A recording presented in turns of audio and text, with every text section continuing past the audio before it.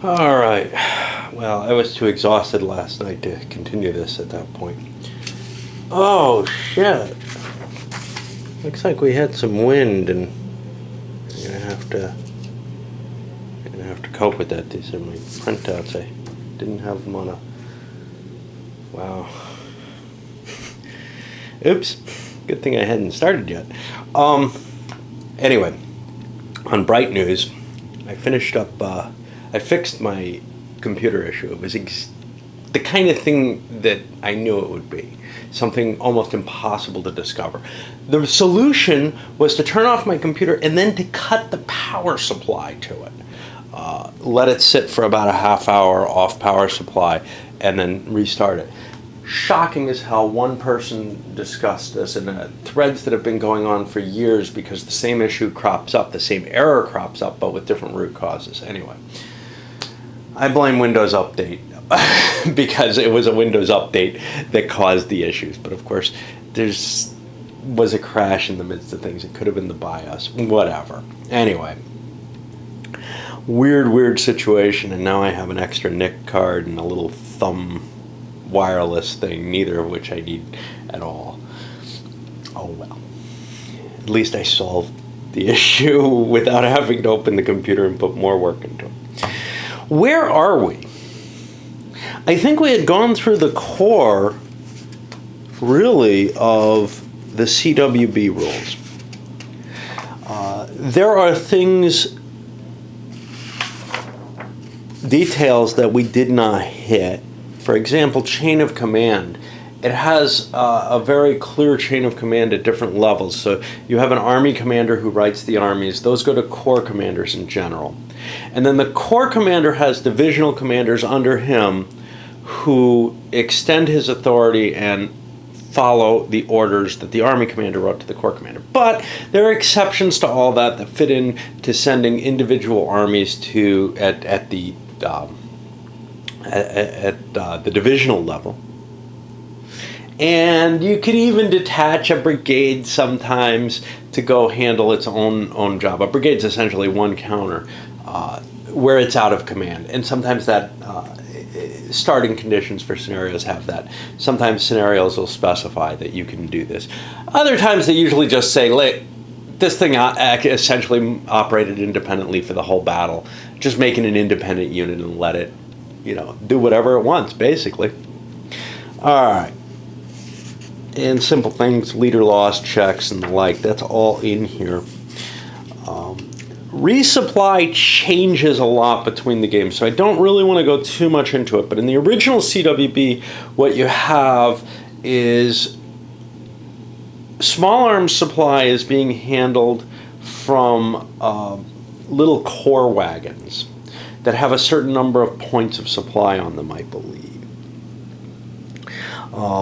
And then they go back and resupply at the army train. Artillery supply is just assumed to exist. And this was one thing that I missed from the old TSS. And this game opens it up as an optional role, which was, hey, if I got to track the supply on the artillery, and then it has to go back and pick up new rounds and come back to the line. You had these big pauses in firing while the artillery were being resupplied, and that was a really nice factor to me. So you didn't have just this continuous fire. Now, when you're playing a CWB game, you have continuous fire. Of course, the turns are twice as long, but whatever. Anyhow, here, as an option, you see those TSS-style rules come back into play, and we'll touch on them in a little bit. There's also some optional rules. Breastworks, which I almost always use if they fit the time period. Basically, they're limited by time period, starting in, I don't remember when, but we're not, basically right at Gettysburg, you can start digging in. Here, you cannot. This is too early to do it, and there's also not enough time. This is a one-day battle. Some discussion on how orders are going to work and maybe some talking about it. Extended movement is a rule for allowing hidden movement where the counters are basically off screen or off board. I've never played with it. it's always kind of enticed me, but it requires a little bit more record keeping. Now, the game is already heavy on record keeping. If you really want an aspect of surprise in an opposed game, I think this is the way to go with it. Especially where you have the big maps, the 7 days battle. Man, you could really acquire surprise there, because if the other guy doesn't know where your troops are at all, he's just not going to hunt them. And that way you have to actually send Cav out to do picket duty and such now. It would also help in Thunder. But in a battle like this, yes, there could be a surprise, but you know, you more or less know what's coming. It's a small enough map that there's not a lot of room for a lot of maneuvers. So basically, I would say never on anything less than 2 maps.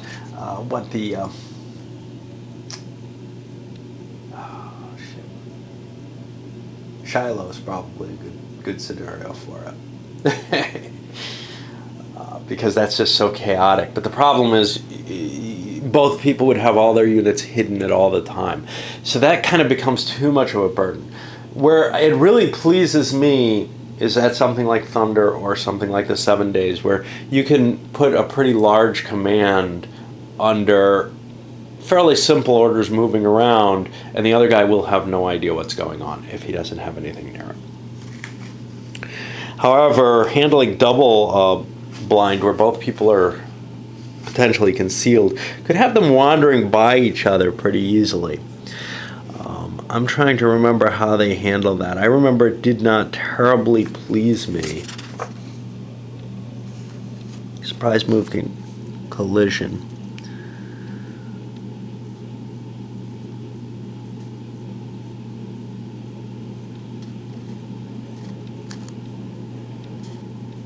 Yeah.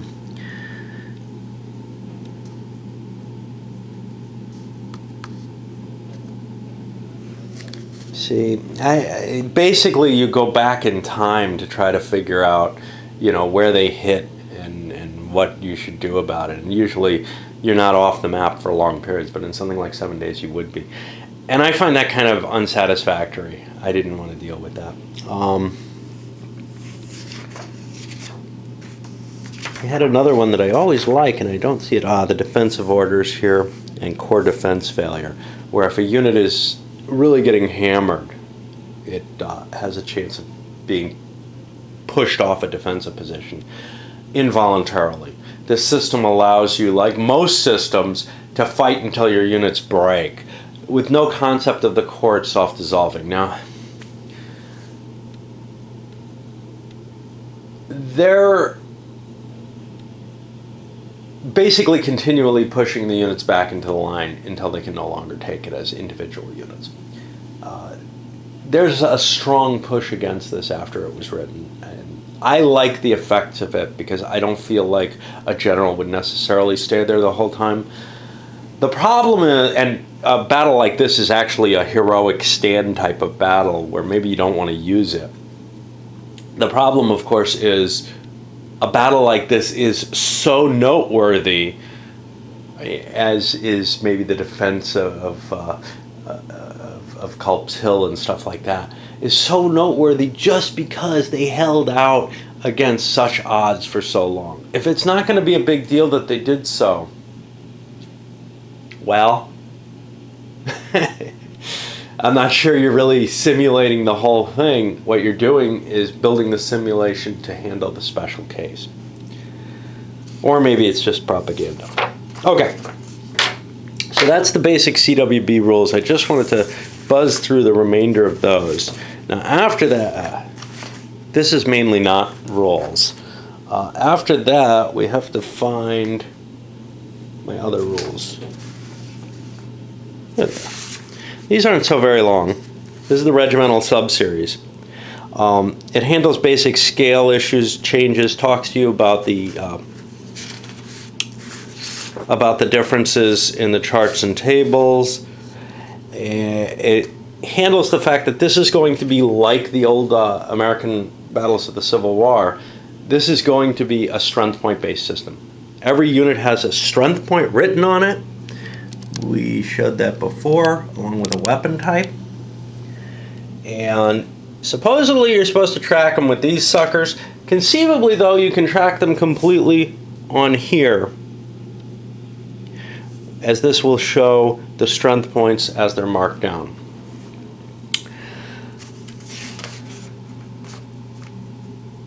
It adds another level of command below the divisional leader. The divisional leader, the brigade leader, obviously. And like I said, the brigade leaders now have 2 ratings, one for their command ability and one for their morale effect. You can make specific divisional and, brigade goals. Now, they added these little kind of generic but not entirely divisional and brigade headquarters, I think. Yeah, there's brigade headquarters here as well. Those are used when you have a specific divisional or brigade goal to indicate the center of the unit. How this used to be done was it would be based just on where the leader was, which is very much like the TSS type system and many other games. But CWB, one of the clever things they did was at the core level at least, they added headquarters.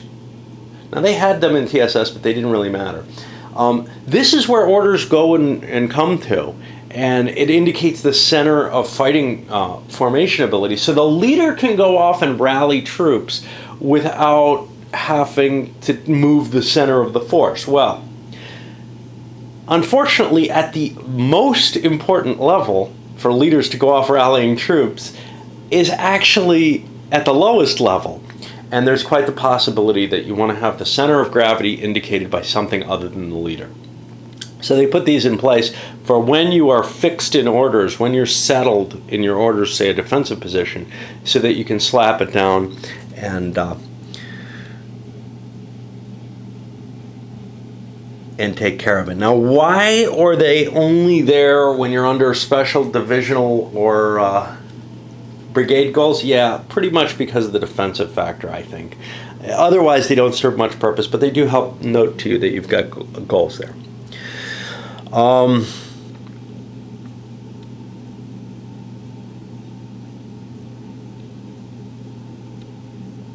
They also returned the defensive rules have a no orders status. They returned that status here as part of the key rules to RSS, so that if divisional goals end up no longer being applicable, the division just sits there and says, I don't know what to do. It doesn't immediately return back to its core once it's done. You have to send it an order to say, come back. Same with brigades, of course. All right, here's a significant difference. Artillery can only unlimber at the beginning of the movement phase before the unit expends any movement points. There was an issue with CWB. Now, there were some rules to help counteract this in terms of defensive fire, but there was an issue with artillery moving right up to the enemy, unlimbering, not right up to, but within a couple of hexes, moving up to the enemy, unlimbering, and firing. Seemed a little bit too much like tanks. Maybe at the time scale it works better, but here they decided to take a more standard approach by saying, look, you can't go around unlimbering your guns in the middle of movement and still be able to fire in the defensive fire phase, or in the offensive fire phase. Stacking has been handled in more detail. Old stacking used to be, yeah, you can walk through it. But here, because we're working in tighter spaces, they decided to make a cost in movement points to stack with friendly units. +2 movement points to stack, +2 to unstack. You can change order without a cost. And let's see. Column or mounted cav cannot stack with any other unit. They can move through units at the costs, but they can never end a move stacked with another unit. Limbered artillery can only stack with another limbered artillery battery or with infantry or dismounted cav in line. Now, the reason for this is to formalize the road movement rules for the most part. Again, this harkens back to Great Battles of American Civil War. A lot of these retrofits to make the regimental system work are really callbacks to that era. And it's one of the things that kind of disturbs me. More and more of the newer CWB games, when I look at, what was the newest one? The Three Battles of Manassas, and another more recent one that I did, this one as well, but I'm thinking maybe the 7 Days stuff. So many of them are coming up with, hey, the Confederates didn't really have their core structure in place in these earlier battles, and they just make the command rules become kind of messy. They no longer have there was a very strong, I don't know, elegance to the command rules. It may be not historically correct, but it's kind of disappointing to see that elegance drift away in basically half the war for the Confederates. And for the Union, First Battle of Bull Run is the only thing I've seen it in yet. But basically, yeah, most of the battles that I've seen, the Confederates aren't going to have a regular command structure, core-based command structure, and they work a little differently. And it's really kind of disappointing to me because I liked the way the old rules worked. Even if there's an attempt to make things more historically accurate. And this will handle that. Okay. Limit to 8 strength points firing out of a single hex. That's pretty normal. That's just replacing the old fire levels where you were allowed a fire level out of each hex side. So it'll usually be the top 8 points, but artillery can fire from anywhere. That's all pretty standard for CWB. Okay, they've changed the firing significantly here.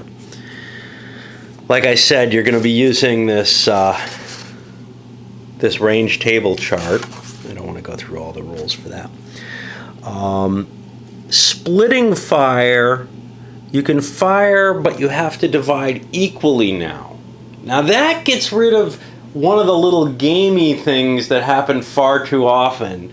Throw 3 strength points in from this unit. But you know what it's going to do? It's going to make this a nightmare. I can guarantee you that. Because instead of being able to throw, okay, this unit's got 3 strength points, I want to throw 1 in from that. And what it's going to be doing is you're going to be splitting fire across multiple units to try to balance and get your things. And man, I may just ignore this because that's going to be fucking annoying as hell. I understand it, but I know how I'll play, and I'll try to optimize those fire tables. And it was very easy to do before.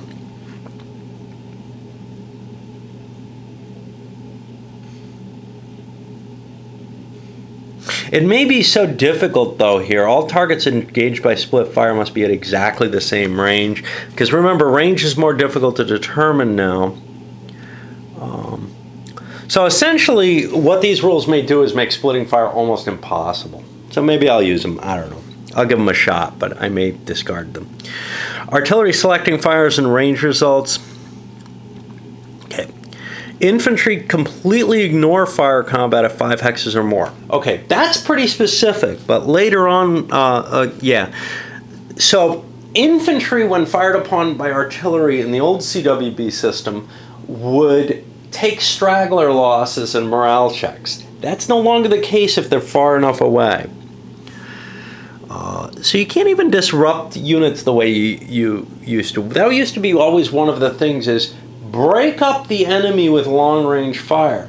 I'm not sure that makes sense anymore under these rules, which kind of seems to take away from the massive artillery duel. Those artillery firing at Cemetery Ridge from Seminary Ridge, at Cemetery Hill from Seminary Ridge, they were not just trying to do counter battery fire. They were disrupting the enemy under continuous fire. Now, you still didn't get that result over continuous fire, but what you did get in the old Thunder at the Crossroads, the way it worked was, well, you'd cause a lot of stragglers, and over time, those units degrade a little bit. So you got something approximating that. You will not get that in this system anymore. I think that's a step backwards. When fired on at 4 hexes, it's not like you would ever be firing at the infantry in the hexes. You're doing counter battery fire to disrupt the infantry. You don't expect to get any casualties at that range. Okay. When fired upon at 4 hexes or less, the top unit's morale, if the artillery is limbered, you still give it a penalty even to the top unit's morale. And this means that the exemption from a morale result could cause 2 morale states in the same hex. I really do not like what's going on with this rule. I think it's fucking with a beautiful system. And I'm beginning to suspect, I've seen tinkering in some of the others, like I said here, and let me find this one, 3 battles. Who's responsible on this one?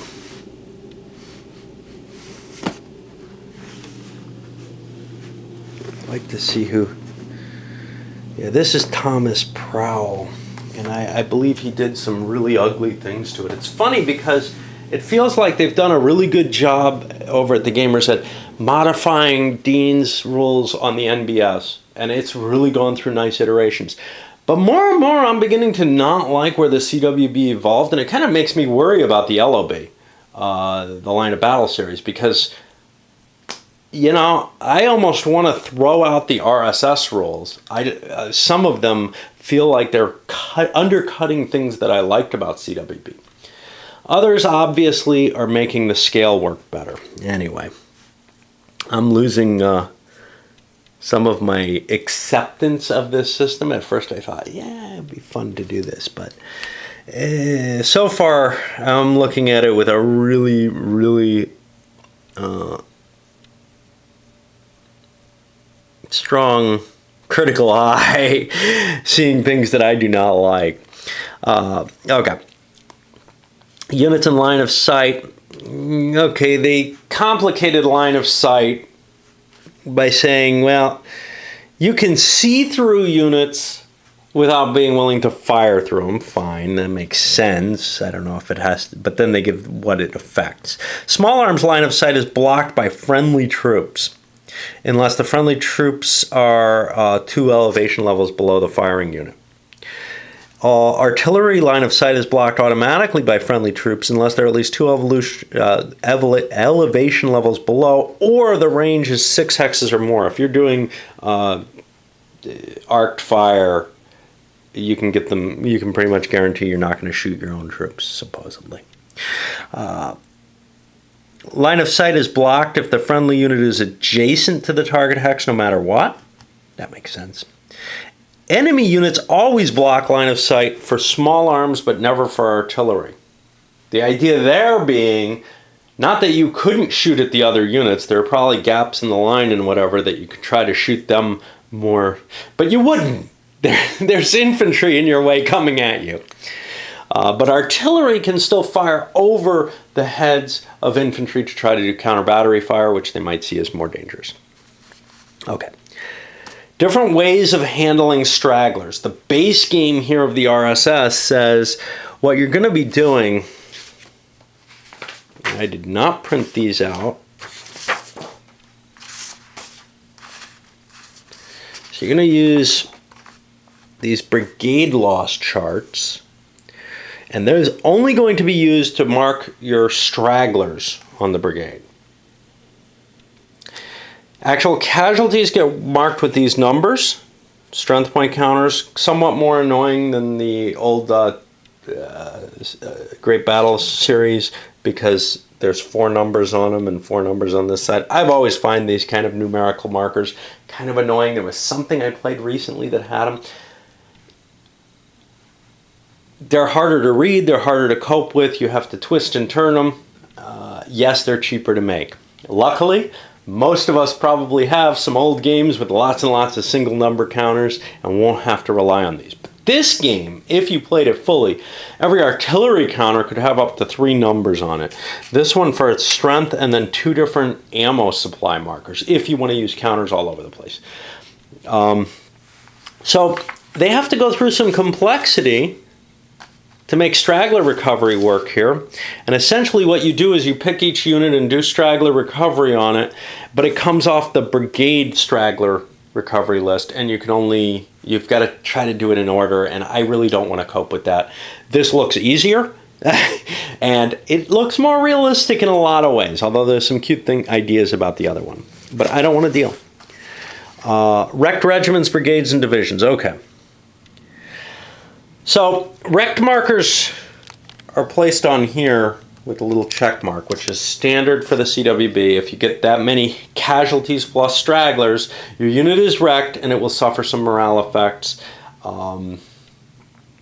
And it will also affect the morale of larger formations. So a wrecked regiment of a wrecked brigade is worse than just being a wrecked regiment. And a wrecked corps, one in whom all the divisions are wrecked, and that means that all the brigades are wrecked, right? And that's done by a cumulative measure. So for example, here you'll see I've got 3 regiments need to be wrecked for the brigade to wreck. Okay, anyway.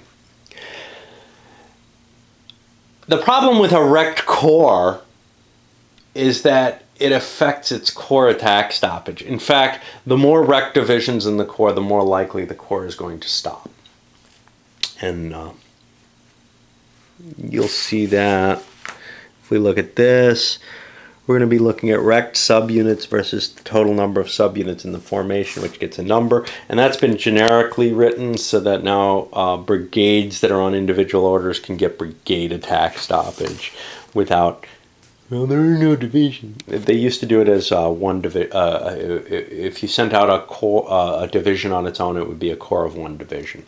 Instead, they've decided to reflect things a little bit more detail, which makes sense to me.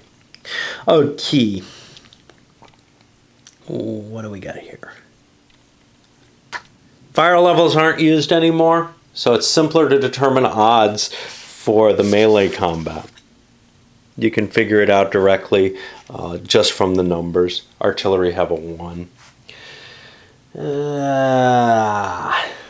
Okay, what about leaders? Nobody has to stack with units anymore. One of the kind of annoying things with CWB was at the smallest level, the brigade, at the divisional level command, they had to stack with an individual brigade, each divisional commander. That meant some issues in terms of, especially if you were using defensive orders.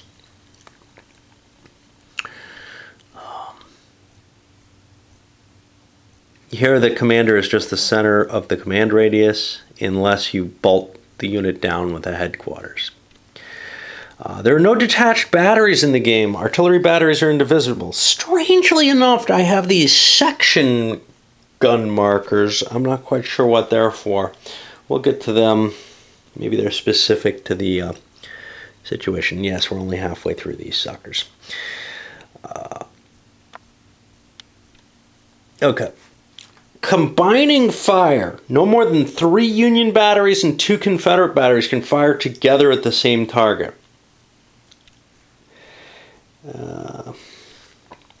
You can do this with any, you don't need any kind of orders rules or anything like that. Artillery fire against infantry or dismounted cavalry at hexes greater than 10 hexes are going to be halved in addition to any other factors. Artillery cannot unlimber in an enemy zone of control, but they don't draw fire for unlimbering 2 hexes away. That used to be the fix for, you can't just roll your guns up and unlimber them right in the enemy. So,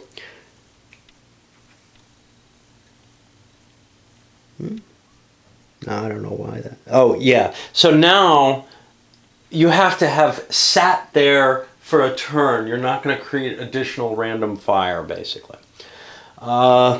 Few people would run their artillery up 2 hexes beyond. The other important thing is counter battery fire can shoot through the infantry at 2 hexes. And you're not going to unlimber guns within the range of an enemy's artillery. You're not going to be able to screen them with your own infantry. The artillery can see what's going on and they can shoot right through your infantry.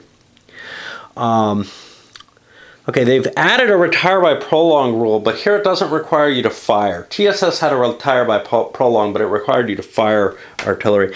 Here, essentially, it's just if you want to get out of a hex when you're in an enemy zone of control, you can back up one hex, essentially. I don't think you're allowed to turn. You can't do any normal movement if you do this. You will be fired upon, but without flank or limbering modifiers. And if you disorder the unit, it will abort the prolong, and the artillery must limber and roll on gun loss and try to get out of there. Artillery supply. Okay, again, 2 sets of rules for this game. I'm going to try to play, I think, with the more detailed one. Again, it's a smaller, this is a smaller battle, so it should be easier. Now, strangely, they've decided to put some weird things like splitting fire and crossfire in the artillery ammo rules instead of in the fire rules, but let's talk about this a little bit more. So the first version of artillery ammo is going to be similar to CWBs. You're going to have a track over here that is the amount of ammo that you have, and if you can trace back to your supply train, you get to expend ammo from that. Okay, so for some reason in the artillery ammo phase, they give some rules about firing. Split firing in increments of 2 or more. So that's what the sections are, is there these 2-gun things. If you engage, each target that you engage is going to cost you an ammunition point. So if you split fire at 2 units, you spend 2 ammo points for that. That has to do with some arcana about rate of fire or something. To me it sounds a little questionable, but okay. Little do I know. I'll take their word on this one. If firing artillery is engaging limbered artillery, I don't know what I'm talking. I hate when I'm trying to read the rules again. There's a lot of little stuff in here, and there's a lot of little stuff in the other part of the rules, and I just kind of blew through that. Why am I paying attention to it here? All right, crossfire. Crossfire is a neat idea if you're splitting fire. If you've got 2 artillery units firing at the same space and they're together, hey, fine, whatever. But if they're split by a hex side, if they're not going through the same hex sides into the target. Okay, so here's my target. That's not how I thought it was going to go. If one fire is entering through this hex side and one fire is entering through this hex side, then I don't get this. Or if all fire is entering through the scope of this hex side. But if one fire is entering from this hex side and one's entering from this hex side, then I'm going to get a +1 to my fire table roll. And this is kind of a neat idea showing the effect of fire coming from multiple directions. And they argued that this was done. Okay. I was going to use the detailed ammunition rules. Essentially, each gun has its own ammo. 6 points of regular balls or shot or shells, and depending, probably regular balls for the most part. And 3 rounds of canister for close range. Generally, you shoot 1 round each time you fire at a target. However, if you're firing, so if you're firing a 4 hex, it depends on what range you're firing. If you're firing 1 or 2 hexes, you get to fire canister automatically. If you're firing in between 2 to 4 hexes, you have the choice. If you're firing in close combat, you fire 2 rounds of canister. And then there are reductions if you can't meet those requirements. Like if you're in close combat and you can't fire 2 canister, or if you're at range 1 and you don't have any canister, you can do some exceptions to that. Artillery can be resupplied. The core supply wagons have supplies in this game for artillery. There also may be a general pool, but I don't know that's allowed to use. Whenever you roll an 11 or 12, not marked on the table anymore, just a little bit of irritation there. All firing units, including artillery, but not with the detailed gunfire. With the detailed gunfire, I don't mark them this way. But with the regular combat, artillery gets marked with low ammo markers. And then if it happens again while they have low ammo, they end up with no ammo. Low ammo will cause a penalty on the fire combat table. No ammo, I think, may also, i.e. even though they have no ammo, they can fire. And it doesn't sound like they understand the meaning of no. No, it looks like there'll be an effect on the morale table, but I think you just can't fire with no ammo.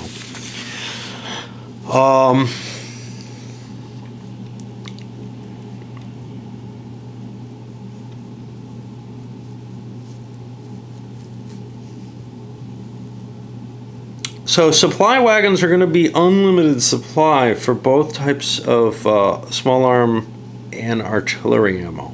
They're just indicating that for artillery that you're opening up the supply range. So you're no longer tracking how much ammo the Corps is carrying. We've gotten rid of that element, and that used to be in TSS.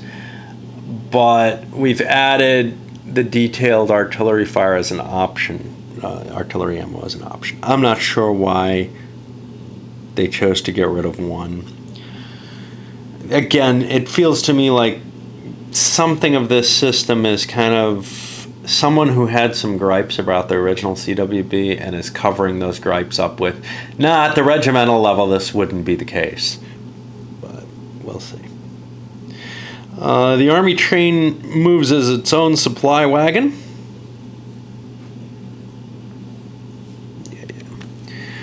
Okay, ammo resupply happens during the movement segment. You have to be within 2 hexes of the wagon, more than 4 hexes from an enemy unit. I think that's new. I don't think there used to be a restriction to resupplying there. And you have to be in a morale state of shaken or better. And basically, your lower no ammo marker is removed.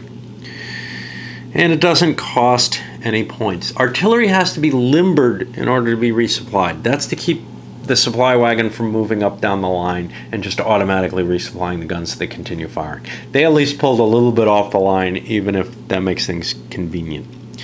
Okay, not much more here, I don't think, because we're on the designer's notes next. Cavalry, we added some additional rules for cavalry here. Dismounted cavalry cannot attack as in close combat, and they have an option of retreating. This is making them into a kind of skirmisher. How much do I like this? I don't know. I mean, come on, the mounted had that advantage, but you wouldn't get to skirmish fire. When the attacker declares they're entering, the cav can retreat a hex instead of sticking around. And they can decline multiple. This retreat doesn't trigger any kind of fire. Mounted combat.